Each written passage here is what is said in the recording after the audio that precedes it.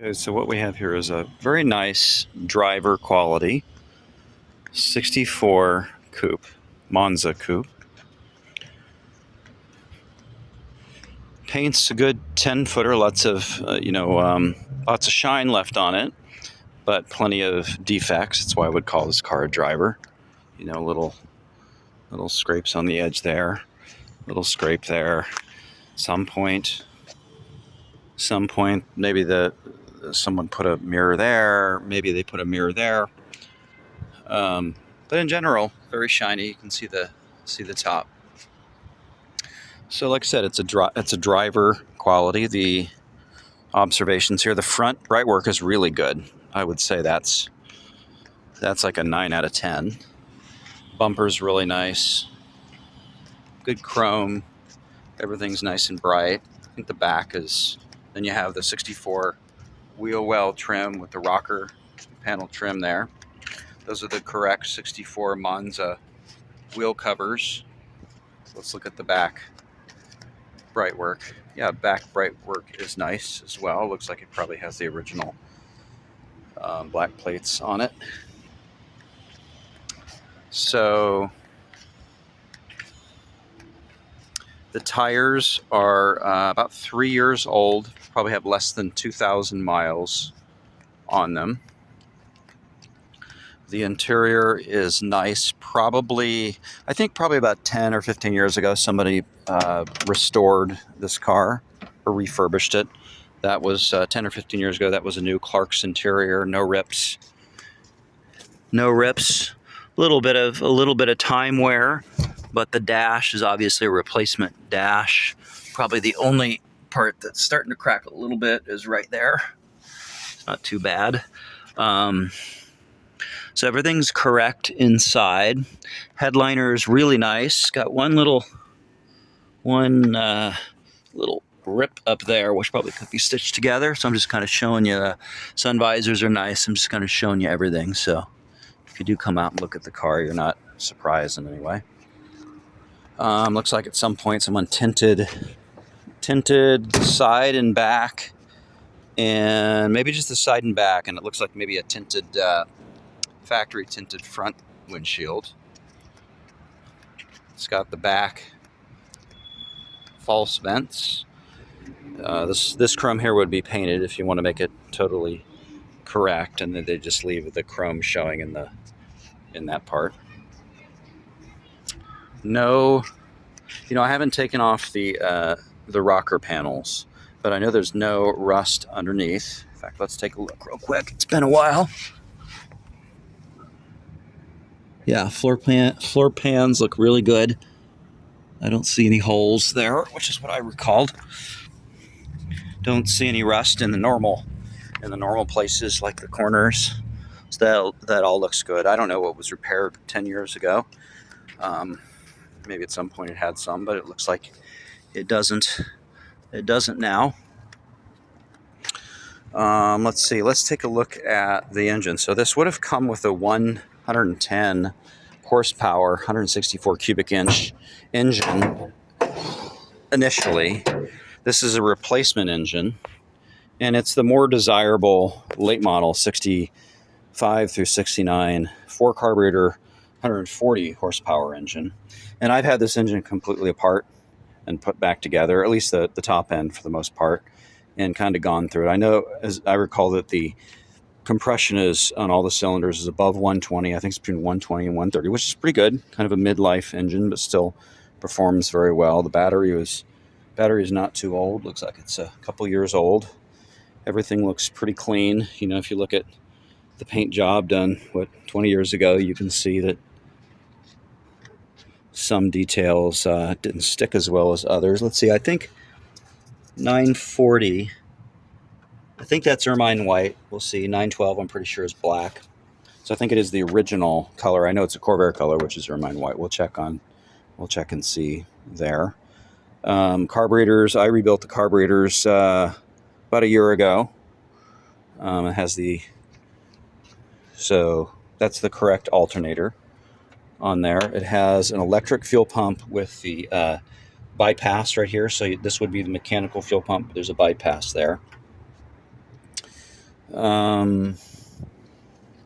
Tune-up, probably new wires, new cap, new rotor. Under 2,000 miles ago, but it was probably about 3 years ago when this guy bought this car. I helped the guy pick it out, and then it was a good car. He bought it, and then probably did 3 or 4,000 dollars in work on it since then. Just doing lots of anything that needed to be done. I mean, there's nothing that really needs to be done right now. It all runs great. I wouldn't hesitate to take this car across the country. I did the brakes, the full brakes, turn the rotors, new.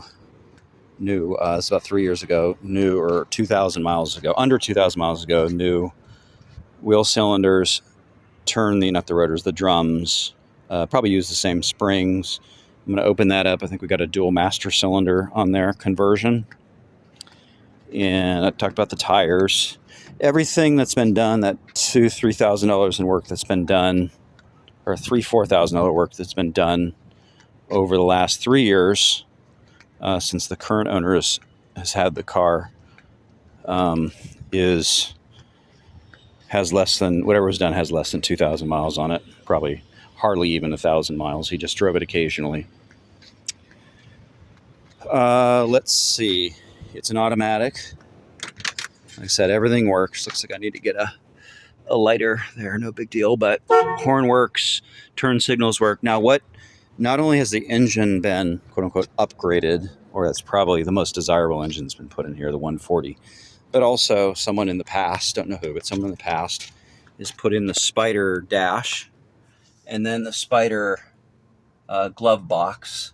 That's still the 64 face of the radio. But so they did a couple of Spider things. They were just personalizing a little bit. Of course, that could go back to the swept gauge 110. That's not a big deal. The original gauge and the original face, those are a dime a dozen. So yeah, it's all complete. Everything works, shifts really well, exceptionally well. Heater works, everything works on it, so it's very nice. Let's take a look inside the front trunk. Okay, opened up the front trunk, or the frunk as people call it. Looks like we got a spare in here. Let's take this out real quick. Let's look at the bottom. A rust place for a rusty Corvair is generally right there. I don't know why there's cotton balls down there, but there's no rust through, a little surface rust. Maybe someone was sucking up some water or something that got down there. But we got the dual master cylinder upgrade there, which works fine, which splits the front and the back brakes. And like I said, plenty of blemishes, show you there, but definitely a great driver. You can get in this thing and just drive it anywhere. Everything is done. And that's how I would characterize this car. At some point, it wouldn't be a hard paint job either, because it's very straight. A couple of small dings. Let's see if we can see any dings in this little ding right there. Okay. Let's do a quick look. That looks pretty straight. Really nice straight body. I can't say how much Bondo is under there, but I suspect not a lot, just from working on the car through these years. Little ding there. Little scrape there. That could probably be buffed out, but there's a little bit of the little deeper scrape there. Little paint scrape there. Little ding.